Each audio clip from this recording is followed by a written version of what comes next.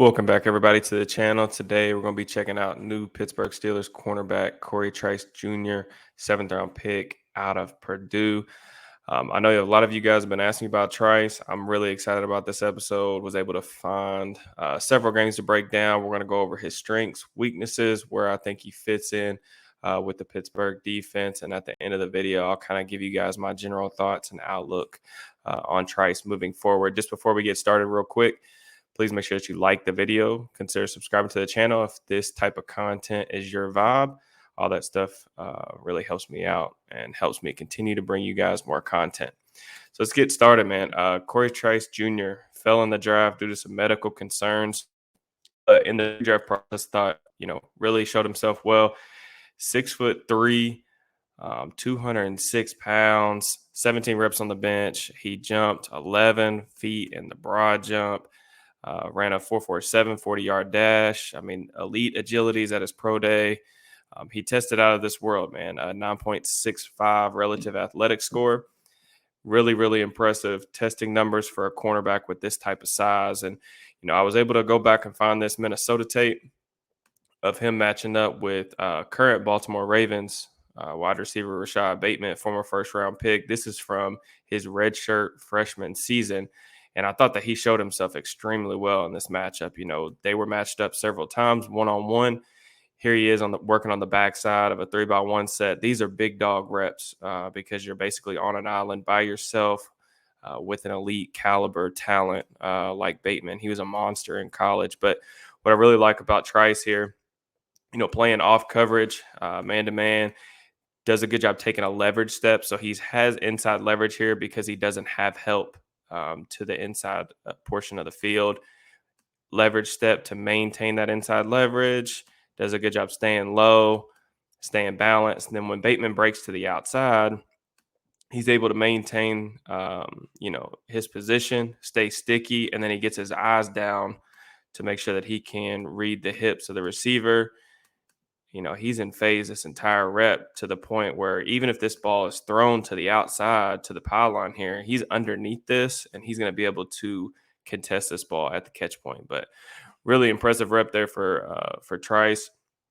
And that really wasn't the only time that I thought that he got the better of Bateman throughout this game. Whenever they were matched up one-on-one, I really thought that Trice won the majority of the matchups. And that's saying something because I liked Bateman coming out of college quite a bit. You see kind of some of his hip fluidity here. He's playing a little motor, mirror technique, press coverage, which he did a lot of at Purdue.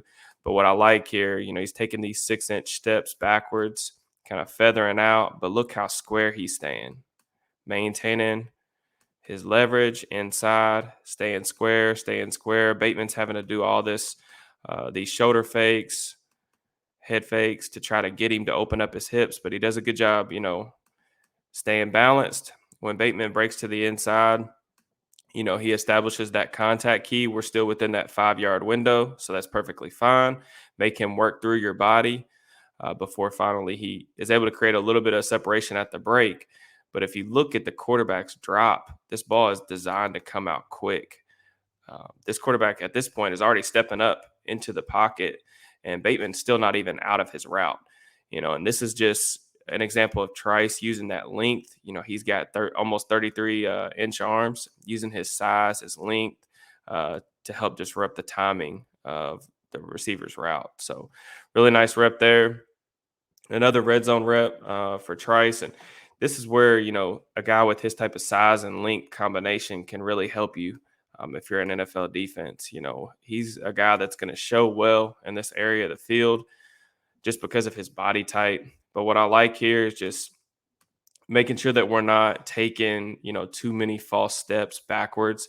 When you're in a condensed space like this, there's no reason to backpedal or give up even more space because it's not like he can blow by you, right? You're on the 3-yard line. You need to make sure that you're defending the end zone. And, he doesn't move backwards really, only takes like 1-2 steps, but does a good job, with his eyes. Something I really like about him in off coverage, I think his eyes are really good about staying low. Need to read this receiver's hips. That way you don't get caught up in these head fakes from Bateman. He's trying to sell this inside route before breaking out for the fade. But because of his eyes being where they need to be, low on the receiver, he's able to collision this, kind of playing a little catch coverage. Again, using that size, using that length to kind of just swallow up the receiver. Unfortunately, the quarterback on the other side kind of gets dunked on. Um, Another good rep here, just to kind of highlight his speed a little bit. You see some of the patience at the line of scrimmage, playing motor technique again. Trice has sufficient speed for a starting caliber boundary cornerback. 4.47, that meets the threshold for what you typically look for in guys like that. And when his technique is good at the line of scrimmage, he's capable of running with most receivers. Another rep here on this is on Bateman as well, I believe.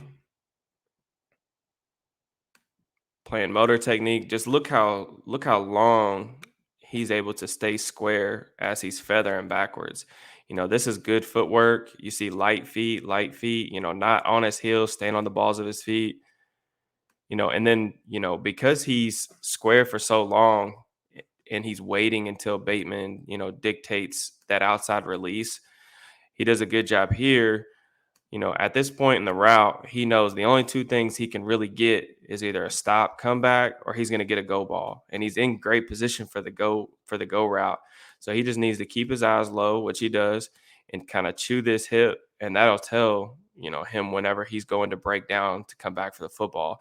And again, you kind of see this, especially from the opposite hash. College quarterbacks aren't making this throw, especially with this tight of coverage, clearly on the hip, in phase. That's a elite rep again against a first round caliber wide receiver. He showed himself extremely well in this game.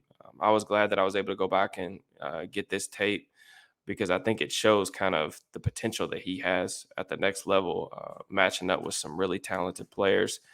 um, just another good job right here, just staying sticky in coverage. This length, when he's able to get in phase and stay sticky throughout, his link's going to show up at the catch point to where you're not going to be able to fit these throws in because he can just smother wide receivers. But a good rep right there. Kind of talking a little trash after the play. I like to see that, especially in corners. You got to have a lot of confidence in yourself to play this position at a high level in the NFL. So like that a lot. This is a decent rep. I do think he opens up his hips a little bit too early here, though. Instead of just maintaining his inside leverage and staying square, you see him kind of open up his hips a little bit prematurely. We have a post safety here, but he's still playing inside leverage, but he allows this receiver to cross his face. He does, get a contact key and, force the receiver to run through him, which I like, but I would rather see him, do a switchback here. And, if he's going to try to cross your face, flash that right hand on the receiver's shoulder and then get your left arm on the hip so that you can stay sticky throughout this slant. Instead, he tries to just collision this and almost grab him a little bit with two hands and, get his eyes back to the quarterback. But in doing so, he allows a little bit of separation at the break point. So this isn't bad coverage by any means, but I think a good throw, especially from a better quarterback, is going to beat him there.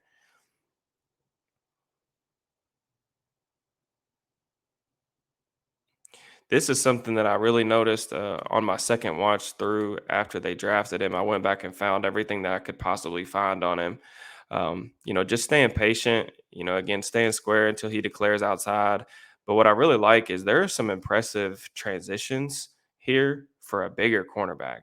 You don't really see a lot of 6'3", long limbed guys that are able to make this type of transition look extremely smooth. Again, just making sure his eyes are in the right spot. They're constantly down. That's why I think he defends these stop routes extremely well in the games that I've watched so far, because his eyes are in the right place and he's able to establish that contact key, and break down, swivel his hips at that type of an angle and stay tight in coverage. That's a really impressive rep that not a lot of longer corners typically excel at. Minnesota didn't really have very much success throwing at him in this game. This was one of the only catches that he gave up. And in my opinion, it's really just a matter of the type of technique that he's playing more than anything else. They're playing bell technique. here, little cover three. It looks like I hate bail technique just because I feel like it just doesn't give you a good chance to make plays on outbreaking routes.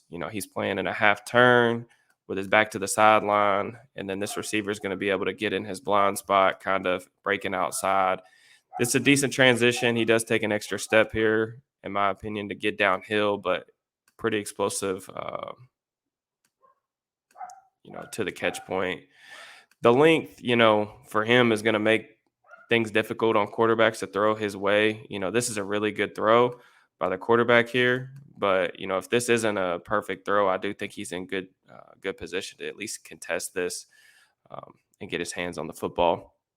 Next game that we're going to take a look at is the Nebraska game. This is from 2020, I believe. Really dominant rep here that you can kind of see his length show up a lot. He is a two-hand puncher at the line of scrimmage. I'm not a huge fan of that, but I do understand why he does it, just because he's so long. He wants to take the fight to receivers. Something Grady Brown talked about in his press conference when talking about Trice is that he doesn't always need to motor out at the line of scrimmage. He can kind of take the fight to guys with his physicality. Even though we are getting a two-hand jam here, I do like how he's not lunging, which allows him to stay balanced, and he does a good job transitioning that two-hand jam to a one-hand jam throughout the receiver's route. And then for this one too, you can see just how long he's able to disrupt the timing of this one and how far he's able to carry him inside, and he's sticky throughout, still on that hip. And then once the receiver starts breaking inside, he's going to try to get underneath this to make it really difficult on the throw if it were to come his way. So it's a really impressive rep. Purdue played a lot of zone coverage too. He has a lot of experience in zone. And I think overall there were some really impressive reps that I found on film of him just making sure that his eyes are in the right place and being able to navigate through multiple targets. This is mesh rail. He saw this route concept multiple times during this game, but he's bailing out and still staying on top of number one right here, who's a speedster. Does a good job staying on top of him, but also breaking down and then coming downhill and making this tackle. Trice is a really reliable tackler in the open field. He only missed 4 tackles, I think, in his career in college, which is really good for a corner. He has a safety type build. I believe he played some safety in high school. So he's a reliable tackler in the open field, and that's something I really like about him. Only 2 missed tackles last year. So this one here, I think, is an example of him just not managing his space well. We're actually getting the same exact play that I just went over, just a little bit different viewpoint of it, but going to get mesh rail with the running back coming out and running a wheel route. He's backpedaling here, and I think his eyes are mainly going to this underneath crosser in zone coverage. But, he's letting this running back kind of eat up the cushion and eat up the space a little too much for my liking before he actually flips his hips here and runs down the field. That's a potential big play. And full disclosure, when you're running mesh rail, a lot of times the running back's not the primary target or the primary read. But in the NFL, with how detailed film study is, this is something that if, OC see that you're, kind of late a little bit here, they may attack you, in weeks to come. So, pass rush doesn't really get home here. There's a lot of time for this quarterback to kind of sort through his progressions. But, he's a little bit high too. Sometimes you'll see him in off coverage. He can be a little bit high or late to flip his hips. And he doesn't have, I think his recovery speed is average to slightly below average. He doesn't have the recovery speed to where he's going to be able to just make, plays on the football if he's beat at the line of scrimmage or if he's late to flip his hips. I think his overall speed is perfectly fine, especially it's actually probably good for a bigger corner like he is. But I like this one a lot. This is actually him up here at the top of the screen. I really wanted to highlight this play just to highlight his football IQ a little bit. They're going to get a little bit of a jet motion here, but this safety has bad eyes, and we get multiple people kind of wanting to come up and play near the line of scrimmage. And he realizes that even though his receiver is here running underneath, he realizes that nobody has this deeper guy, this deeper threat. and he does a good job, trying to get back in phase and at least, prevents the throw from happening, which would have been an easy touchdown, because you see this quarterback, he's looking, he's like, all right, this dude's wide open here. But Trice, with that length, quarterback's a little bit more hesitant to try him, but still get a first down anyway. But, I like the football IQ there to try to cover up one of his teammates' mistakes.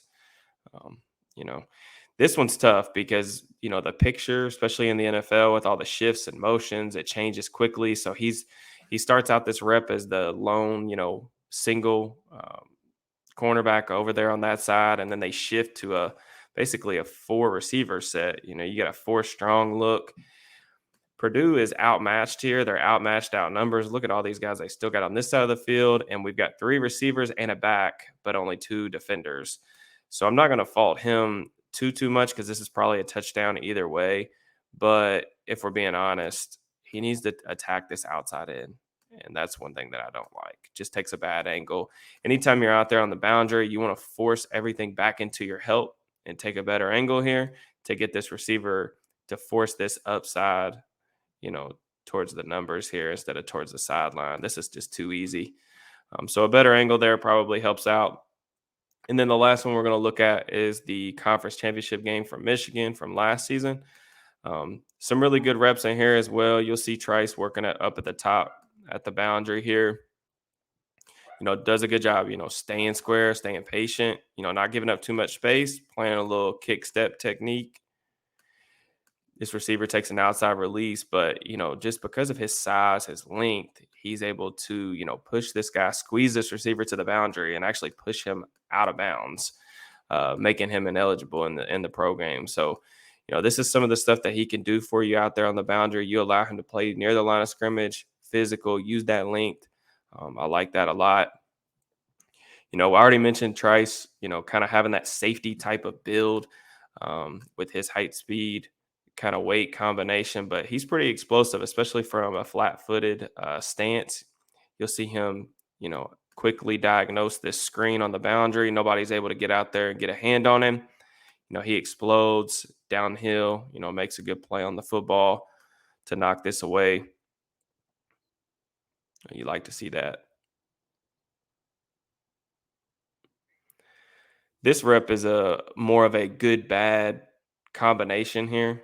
I already talked about him in zone coverage, having good eyes, able to read route concepts that are happening not just in front of him but behind him as well. But this is a popular red zone concept that's called peel. So you get post from the outside receiver towards the pile or towards the goalpost, and then you get a wheel route on the outside.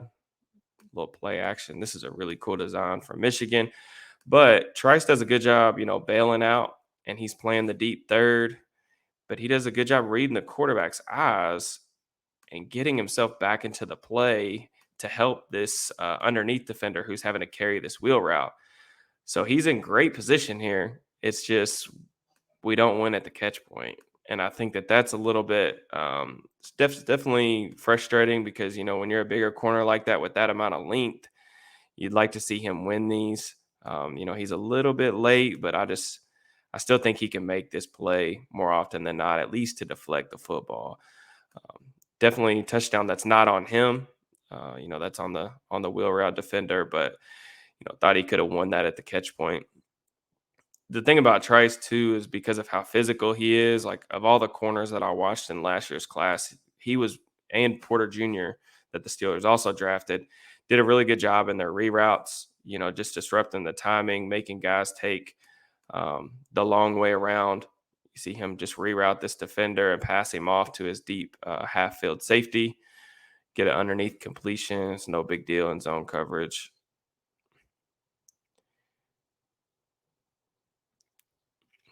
It's a pretty good rep just to stay sticky throughout. I believe this is third and like medium, but he's got outside leverage here. I do want to point out that, you see this come up on his tape frequently, just trying to, two-hand grabs, two-hand jams, which I'm not a huge fan of. Kind of gets stuck a little bit on that inside jab step, but does a good job kind of recovering, staying sticky. He knows he's playing the sticks here, just having that good awareness of where the ball's probably likely to come out at. Staying sticky, able to get his hips turned back to the quarterback. We're in phase here, and even in the scramble drill, I think he does a good job to try to plaster this smaller receiver. May have gotten away with a little bit of a hold here. I think maybe his hand looks like it's on the shoulder, but officials right here. He's looking. He doesn't call anything, so we'll call that physical more than anything. But solid rep. This is where I think that some of the issues with the two-hand jams, instead of, using his feet and relying on his feet instead of just his length all the time, kind of come up.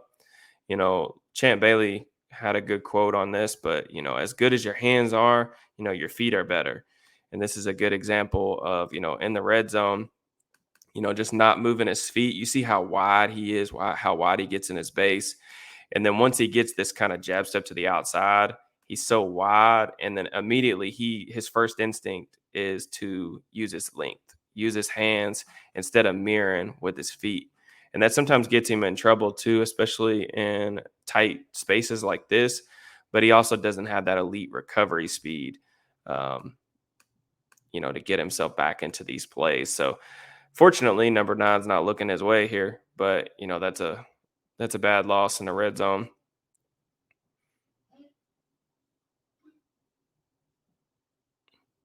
Just another play, just kind of highlight his long speed. He's not a guy that I don't think he's going to get consistently ran by at the next level. The 4.47, it's more than good. It's good enough for me.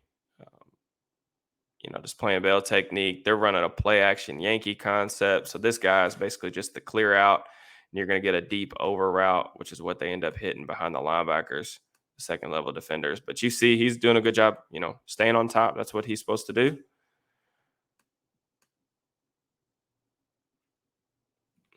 Nice job. Just running stride for stride with him.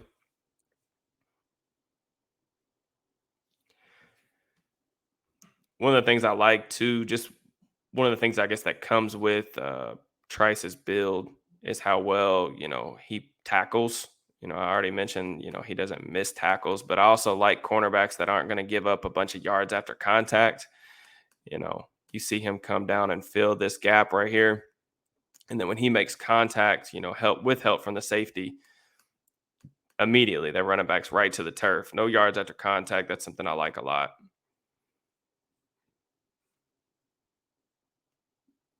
And then this was the only touchdown he gave up last year.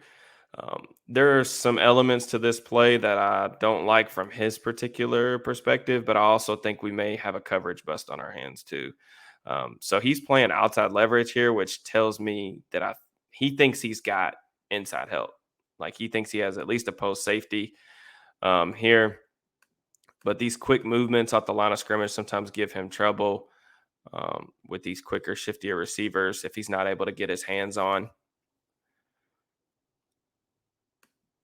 He's a little bit late. I think he takes a little bit of a false step too. You see his right foot here come up. We talked about this a little bit in the Porter Jr. video.